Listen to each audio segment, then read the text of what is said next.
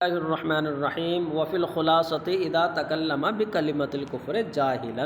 اور خلاصہ میں یہ ہے کہ جب کلمہ کفر کا تکلم کیا جہالت کے طور پر، یعنی وہ اس بات سے جاہل تھا کہ یہ کلمہ کفر ہے، تو قال بعضهم لا یکفر، تو بعض حضرات نے یہ کہا کہ اس کی تکفیر نہیں کی جائے گی، اور جہل یہ اس کا عذر ہوگا، اور اسی پر فتویٰ ہے۔ اس لیے کہ جو مفتی ہے تو وہ ایسے قول کی طرف مائل ہوگا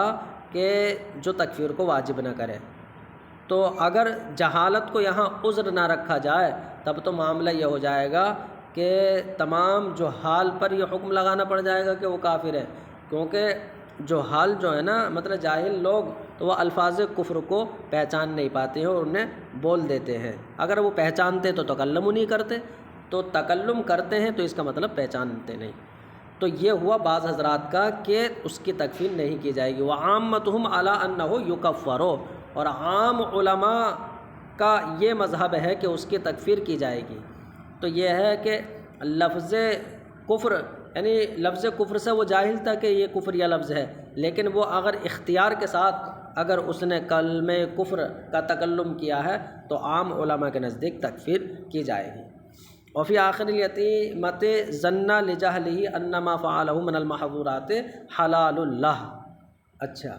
اور یتیمہ کے آخر میں یہ ہے کہ ظن لجہلہ، اپنی جہالت کی وجہ سے کسی نے یہ گمان کر لیا کہ ما فعلہ من المحظورات، کہ جو جن ممنوعات کو اس نے کیا ہے وہ اس کے لیے حلال ہے، تو جن ممنوعات کا اس نے ارتکاب کیا ہے وہ اس کے لیے حلال ہے، یہ اپنے جہالت کی وجہ سے اس نے گمان کر لیا۔ تو اگر ممنوع چیز ایسی ہے کہ جو ضروریات دین سے ہے تو تب اپنی جہالت کی وجہ سے اس نے اسے حلال سمجھ لیا، تب تو جو ہے حرام کو حلال سمجھ لینا، یعنی یہ کفر ہو جائے گا، ورنہ نہیں۔ فرماتے ہیں کہ فَإِنْ كَانَ مِمَّا يُعْلَمُ مِنْ دِينِ النَّبِيِّ ضرورتاً، تو اگر وہ ایسا کام ہے کہ دین نبی سے ہونا جس کا بدیہی طور پر معلوم ہے، یعنی بدیہی طور پر نبی کے دین سے ہونا جس کا معلوم ہے، تو کفرا، تب تو اس کی تکفیر کی جائے گی، وَإِلَّا فَلَا، ورنہ تو تکفیر نہیں کی جائے گی۔ فرماتے ہیں وقالو فی باب خیار الرؤیت، اب علماء نے خیار رؤیت کے باب میں فرمایا ہے۔ اب خیار رؤیت کا مطلب کہ جب بے دیکھے کسی چیز کو خریدا تو اب اختیار ہوتا ہے جب اسے دیکھے، تو فرماتے ہیں کہ لو اشتری ما کان رآہ، اگر ایسی چیز کو خریدا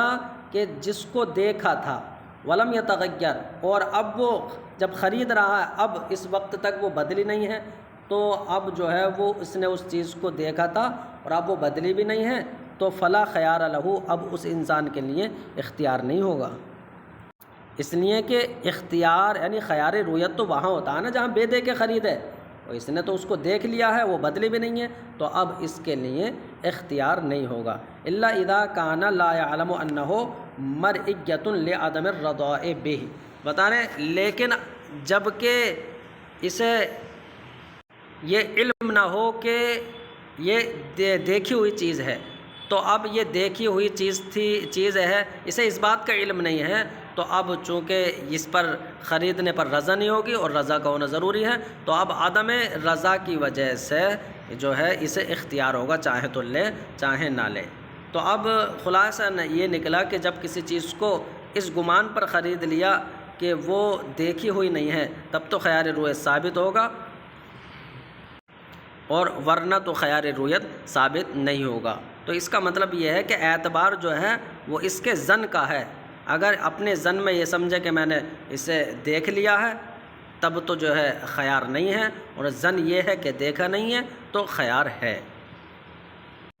وقالو فی کتاب الغصب، اور کتاب الغصب میں فقہا نے فرمایا کہ ان الجہل بکونہ مال الغیر یدفع الاثم للزمانہ، کہ یعنی کہ بکونہ مع ضمیر، یعنی کسی بھی انسان کا دوسرے کے مال ہونے سے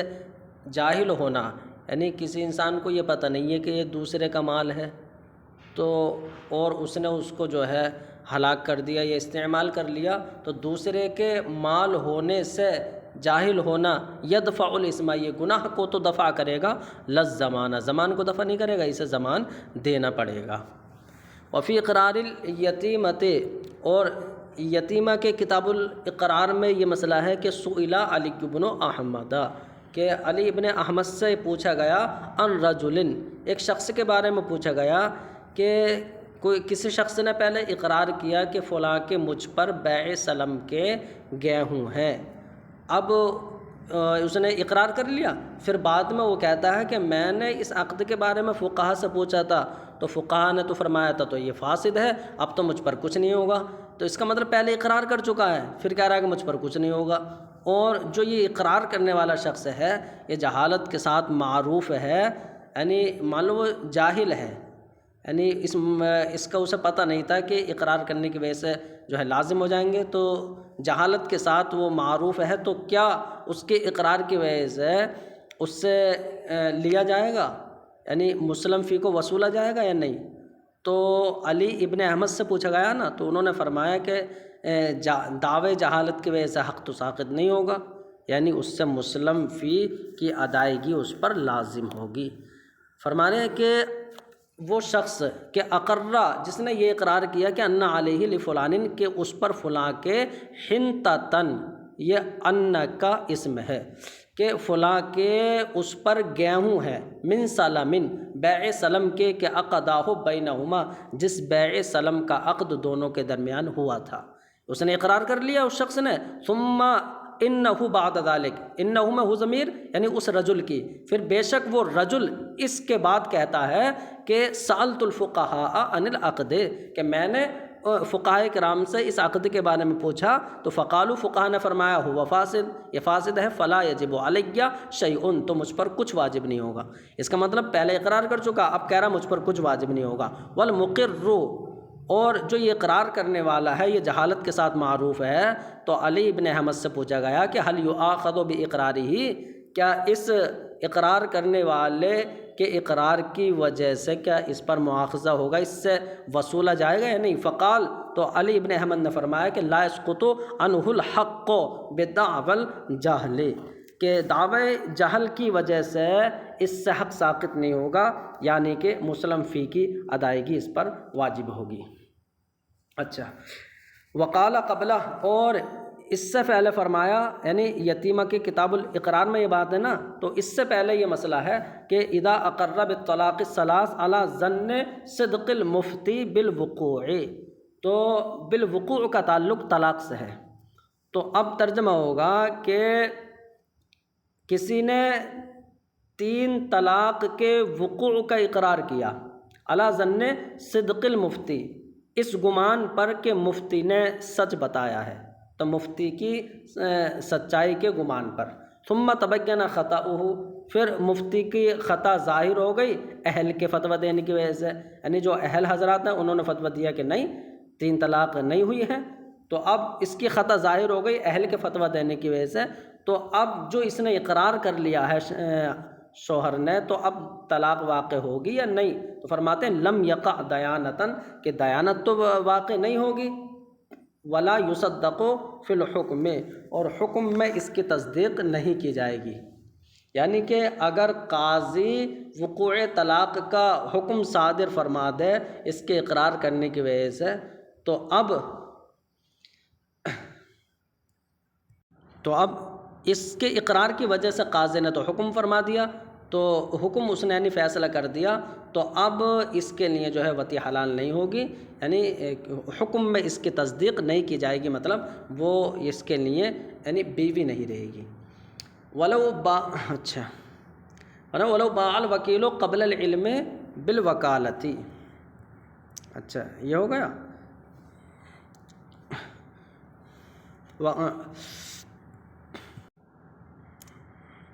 اچھا، اب یہ مسئلہ ہے کہ اگر وکیل نے بیع کی وکالت کے علم سے پہلے، یعنی تو لم یجوز البیع، تو اب بیع جائز نہیں ہے، تو یعنی بیع جائز نہیں ہے کا مطلب یعنی اس کی بیع نافذ نہیں ہوگی، کیونکہ ابھی اسے مطلب کسی کو وکیل بنا دیا، اب اسے وکالت کا علم ہوا نہیں، اس نے بیع شروع کر دی، تو بیع شروع کر دی تو اب اس کی بیع نافذ نہیں ہوگی۔ ہاں اگر جو ہے موکل وہ اجازت دے دے تو نافذ ہو جائے گی، اس کا مطلب اسے بیع فضولی کہہ سکتے ہیں۔ وَلَوْ بَاعَ الْوَصِيُّ قَبْلَ الْعِلْمِ بِالْإِيصَاءِ۔ اب مسئلہ یہ ہے کہ یہ بھی مسئلہ کہ وصی بنانے یعنی وصی بنائے جانے کے علم سے پہلے وصی نے بیع کی تو اب یہ بھی جو ہے جائز ہوگی، تو یہ جائز ہو جائے گی۔ اور اوپر جو ہے بیع جائز یعنی وکیل کی بیع جائز نہیں ہو رہی ہے اور وصی کی بیع جائز ہو جائے گی، جازہ یہ جائز ہو جائے گی۔ اس کی وجہ کیا ہے؟ تو حاشیے میں دے رہے ہیں کہ لِأَنَّ الْإِيصَاءَ إِثْبَاتُ خِلَافَةٍ، اس کا مطلب جو وصی بنانا ہے تو یہ خلافت کو ثابت کرنا ہے کہ تم میری طرف سے جو ہے اس چیز کو جو ہے دے دینا، یعنی ذمہ داری سونپی جا رہی ہے، تو اس کا مطلب وصی بنانا یہ خلافت کو ثابت کرنا ہے، تو اب بغیر علم کے بھی جو ہے یہ صحیح ہو جائے گی، جیسے کہ یعنی وراثت ہوتی ہے۔ لیکن اوپر جو مسئلہ ہے وہ وکالت کا ہے، وکالت تو اثبات ولایتن، وہ اثبات ولایت کا نام ہے، تو اب جب ولایت کو ثابت کرنا ہے وہاں پر تو ولایت تو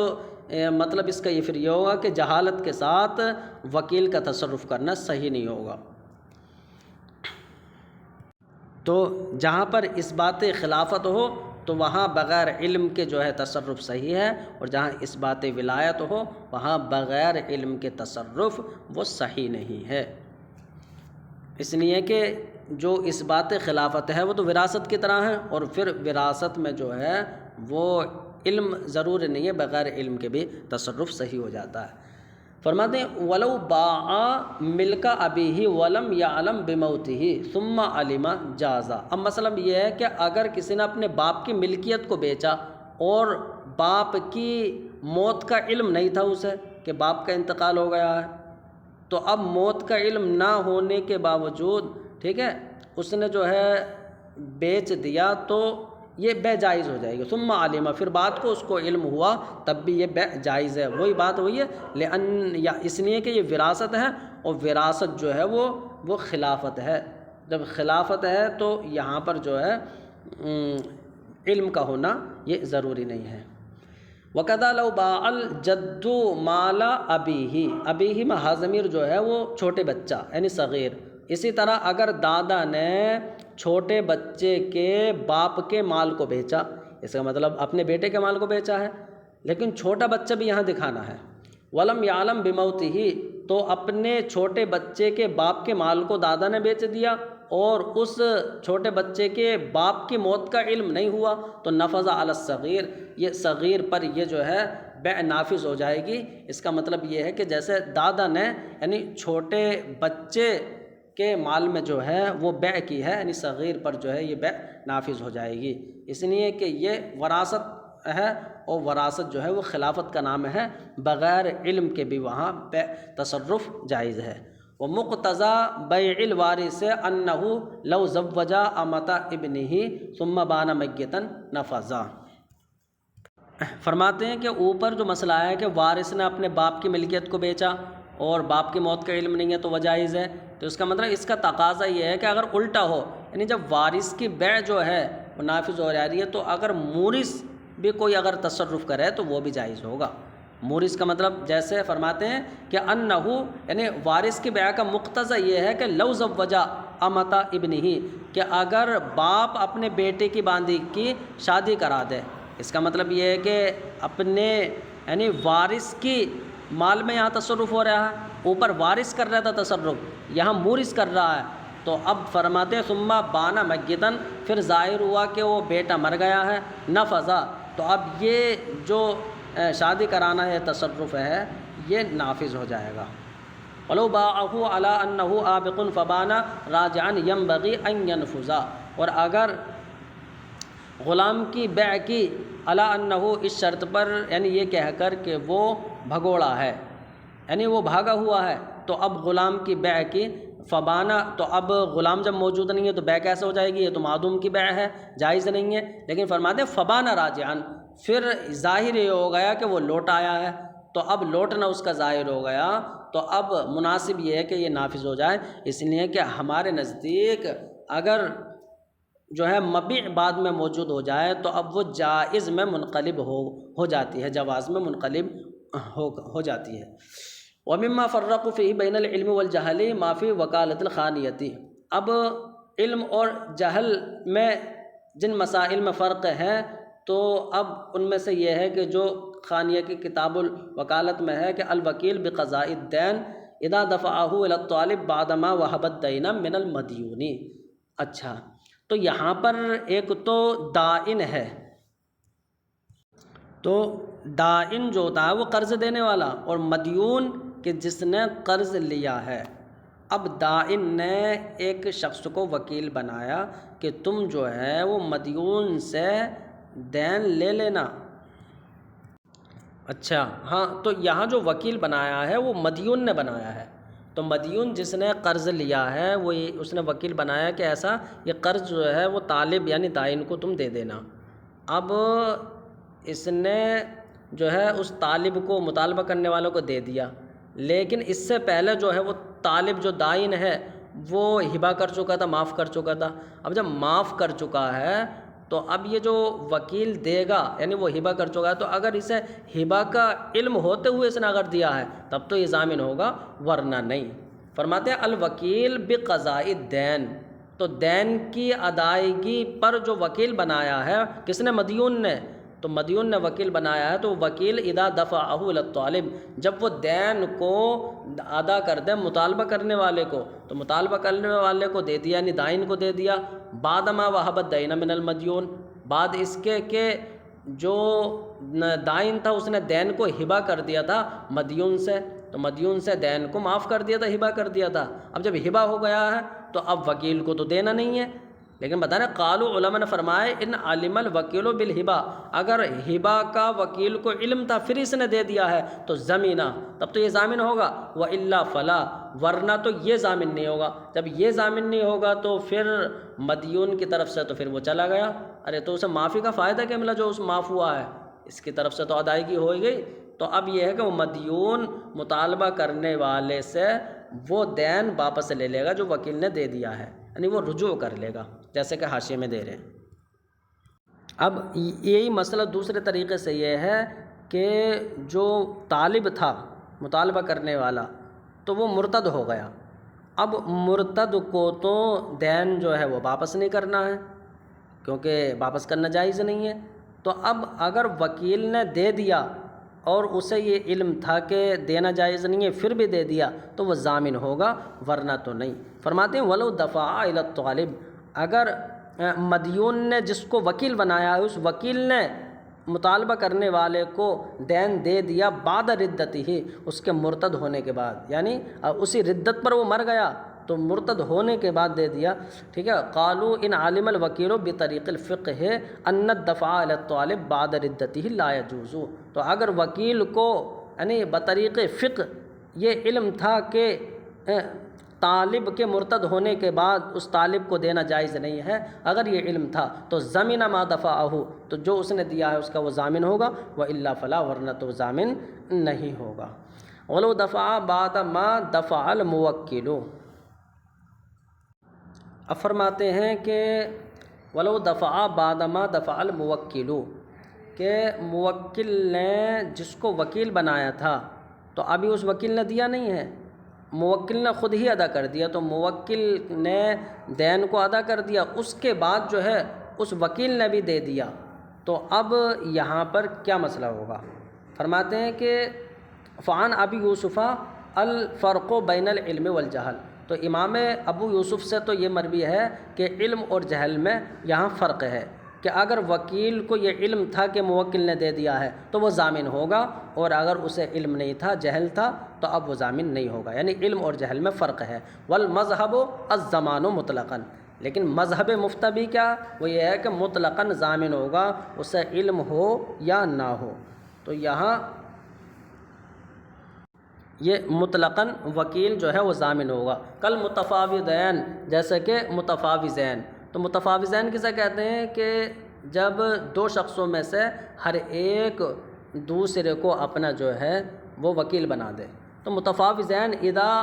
اذن کل منہما لصاحبہ باداء الزکوٰۃ، کہ جب یعنی دو شخصوں میں، دو متفاوضین میں سے ہر ایک نے اپنے ساتھی کے لیے اجازت دے دی زکوٰۃ کی ادائیگی کی، کہ تم اپنی طرف سے ادا کرو تو میری طرف سے بھی ادا کر دینا۔ اب فأدى احدہما عن نفسہ وعن صاحبہ، اب ان دونوں میں سے ایک نے اپنی طرف سے زکوٰۃ ادا کر دی اور اپنے ساتھی کی طرف سے بھی ادا کر دی۔ اچھا، تو اپنی طرف سے اور ساتھی کی طرف سے ادا کر دی۔ ثم ادى الثانی عن نفسہ وعن صاحبہ، پھر دوسرے شخص نے بھی اپنی طرف سے اور اپنے ساتھی کی طرف سے ادا کر دی، تو اب فإنہ یضمن مطلقاً، تو یہ جو بعد میں ادا کر رہا ہے یہ مطلقاً جو ہے وہ ضامن ہوگا، یعنی اب اس نے اپنی طرف سے دی تو اس کی یہ خود جان ہے، لیکن اس نے جو ہے اب ساتھی کی طرف سے جو دے گا یہ تو یہ ضامن ہوگا اس کا، اسے علم ہو یا نہ ہو۔ والمامور بقضاء الدین، فرماتے ہیں کہ المامور بقضاء الدین، المامور یعنی الذی امر، تو جس انسان کو دین کی ادائیگی کا حکم دیا گیا، تو اب کسی انسان کو دین کی ادائیگی کا حکم دے دیا گیا کہ تم جو ہے دین ادا کر دینا۔ اذا ادى الامر بنفسه، تو جب حکم دینے والا خود ادا کرے، ثم قضى المامور، پھر جو ہے جس کو حکم دیا گیا ہے وہ ادا کر دے، تو اب المامور بقضاء الدین، اس کا تعلق فإنہ سے ہوگا، یعنی عامر نے ادا کر دیا، بعد میں مامور نے ادا کر دیا، تو جسے دین کی ادائیگی کا حکم دیا گیا تھا بے شک وہ لا یضمن، وہ ضامن نہیں ہوگا جب کہ موکل کی ادائیگی کا اسے علم نہ ہو، تو علم نہ ہو تو وہ یہاں ضامن نہیں ہوگا۔ تو یہ کیسے ہوگا؟ ابھی تو کہہ رہے ہیں مطلقاً اوپر ضامن ہوگا، مذہب یہ ہے زمانہ، تو اب آگے فرماتے ہیں کہ ہاں بات ٹھیک ہے، یہ جو مسئلہ ہے یہ صاحبین کے قول پر ہے، مذہب تو یہی ہے مطلقاً ضامن ہوگا، لیکن قالوا علماء نے فرمایا ھذا علی قولہما، یہ تو صاحبین کے قول پر ہے، اما علی قولہ، رہا امام اعظم کے قول پر، تو فیضمن علی کل حال، تو وہ ہر حال پر ضامن ہوگا۔ اچھا، ولو اجاز الورثۃ الوصیۃ ولم یعلموا ما اوصی بہ لم تصح اجازتہم، اب مسئلہ یہ ہے کہ ہاں تو ورثہ نے وصیت کی اجازت دے دی، یعنی ورثہ نے وصیت کو نافذ کر دیا، تو اب نافذ کیا وصیت کو، ولم یعلموا ما اوصی بہ، اور ان ورثوں کو علم نہیں ہے کہ یعنی اس کا علم نہیں ہے کہ جس کی وصیت کی گئی ہے، تو جس کی وصیت کی گئی ہے اس کا علم نہیں ہے کہ کس بات کی وصیت کی گئی ہے، بس وصیت کو نافذ کر دیا، تو اب ان کی اجازت صحیح نہیں ہوگی، کیونکہ کس چیز کی اجازت دی جا رہی ہے، کس چیز میں نافذ کیا جا رہا ہے جب وہ معلوم ہی نہیں ہے۔ قضا فی وسائل خانیہ، جیسے خانیہ کتاب الوصایہ میں، وفی وکالت المنیہ، اور منیہ کے کتاب الوکالت میں یہ ہے کہ امر رجلاً ببیع غلام ب100 دینار، کہ ایک شخص کو حکم دیا 100 دینار میں غلام بیچنے کا، فباعہ ب1000 درہم، تو یہ چلاک تھا، اس نے جو ہے 1000 درہم میں اس غلام کو بیچ دیا، ولم یعلم الموکل بما باعہ، اور موکل کو علم نہیں ہے اس کا کہ جس کو اس نے بیچا ہے، یعنی موکل کو پتہ نہیں ہے اس نے 1000 میں بیچ دیا ہے۔ فقال المامور، تو اب جس کو حکم دیا ہے تو اس نے کہا بعت الغلام، میں نے غلام کو بیچ دیا ہے۔ فقال، تو اب اس شخص نے کہا کہ اجزت،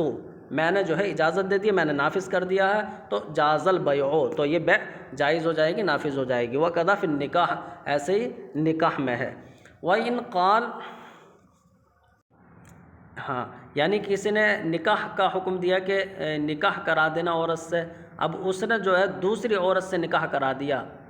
اور موکل کو علم نہیں ہے، موکل نے کہہ دیا ٹھیک ہے میں نے نافذ کر دیا، تو وہ نکاح صحیح ہو جائے گا۔ وَإِنْ قال، اور اگر کہا قد اجزت ما امرتک بہ، کہ میں نے اس کو نافذ کیا ہے کہ جس کا میں نے تجھے حکم دیا تھا، تب ظاہر سی بات ہے اس نے 100 میں تو بیچا نہیں، 1000 درہم میں بیچا ہے، تو لم یجز، اب یہ بیع جائز نہیں ہوگی۔ بلوالجی یہ کہ کتاب الوکالت میں یہ ہے کہ اذا عفا بعض الورثۃ، ہاں یہ ہے کہ اذا عفا بعض الورثۃ عن القاتل عمدا ثم قتله الباقون ان علم ان عفو البعض يسقط القصاص اقتص من والا فلا، تو قتل عمد اگر جان بوجھ کر قتل ہوا تو اس میں تو قصاص واجب ہوتا ہے، یعنی قتل عمد موجب قبض ہے، تو لیکن معاف بھی کر سکتے ہیں، تو اب بعض ورثہ نے قاتل کو معاف کر دیا کہ چلو یعنی اس نے جان بوجھ کر بھی مارا ہے لیکن ہم نے معاف کر دیا، اگر قصاص لیں گے تو یہ مارا جائے گا۔ تو اب بعض ورثہ نے جو ہے وہ قصاص نہ لیا، معاف کر دیا، لیکن جو بعض ورثہ دوسرے بچے تو اب انہوں نے قتل کر دیا اس کو۔ تو اب جو باقی نے جو قتل کیا ہے، اگر انہیں علم تھا کہ اگر بعض معافی ہو جاتی ہے تو اب قصاص ختم ہو جاتا ہے، اگر انہیں اس بات کا علم تھا تب تو ان سے پھر قصاص لیا جائے گا، لیکن اگر انہیں علم نہیں تھا تو قصاص نہیں لیا جائے گا۔ بتا رہے ثم قتلہ الباقی، پھر باقی ورثہ نے اس کو قتل کر دیا۔ تو ان علم ان عفو البعض، تو اگر باقی ورثہ کو علم تھا کہ بعض کا معاف کر دینا یہ یسقط القصاص، قصاص کو ساقط کر دیتا، تو اقتص من، تو علم تھا پھر بھی اس نے قتل کر دیا تو اب قاتل یہ بن گیا، اس کا مطلب پھر اس سے قصاص لیا جائے گا، والا فلا، ورنہ تو نہیں، یعنی اگر علم نہیں تو پھر قصاص نہیں لیا جائے گا۔ تو اب فرماتے ہیں کہ اگر علم نہ ہو تو پھر قصاص نہیں لیا جائے گا، کیوں؟ بتا رہے ہیں اگر علم نہیں ہے تو جہالت کی وجہ سے اسے معذور رکھا جائے گا، ورنہ تو لوگوں پر معاملہ مشکل ہو جائے گا۔ فرماتے ہیں یعنی قصاص نہیں لیا جائے گا اگر علم نہ ہو تو، اس لیے ان ہذا، اس لیے کہ یہ اس میں سے ہے کہ جو لوگوں پر مشکل ہے، تو جب یہ لوگوں پر مشکل مسئلہ ہے تو اب جہالت کی وجہ سے یہاں معذور رکھا جائے گا۔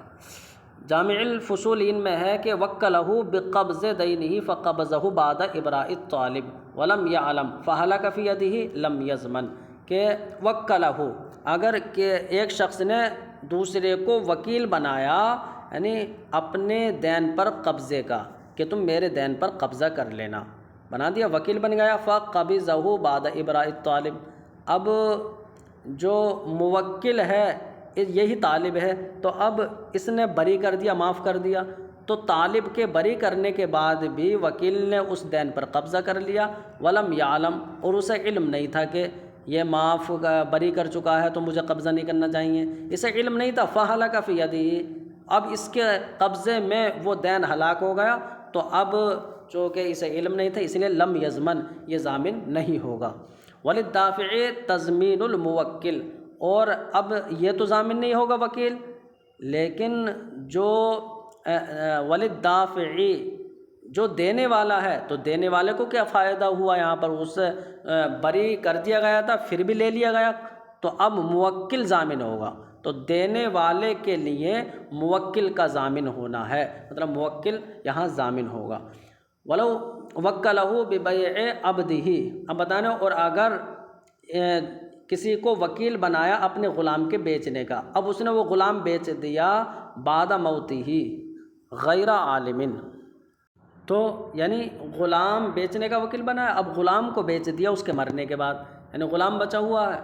وہ غلام مر گیا ہے، اب اس نے کہا جو غلام گھر پہ ہے وہ ہم نے تمہیں بیچ دیا ہے، اب مشتری نے کہا ٹھیک ہے میں اسے قبضہ کر لوں گا، بعد میں اس غلام کو لے لوں گا، اور غلام مر چکا ہے، اب اس نے یعنی غیر عالم، جو وکیل نے غلام کو بیچ دیا غلام کے مرنے کے بعد، لیکن اسے علم نہیں تھا، وقبض الثمن، و ثمن پر قبضہ کر لیا، وہلک فی یدہ، اور اس کے قبضے میں یعنی وہ ثمن ہلاک ہو گیا، تو لم یضمن، تو یہ وکیل ضامن نہیں ہوگا۔ اب بعد میں اس نے جب قبضہ کرنے کے لیے آیا کون؟ مشتری، تو بیع کے وقت تو وہ مرا ہوا تھا،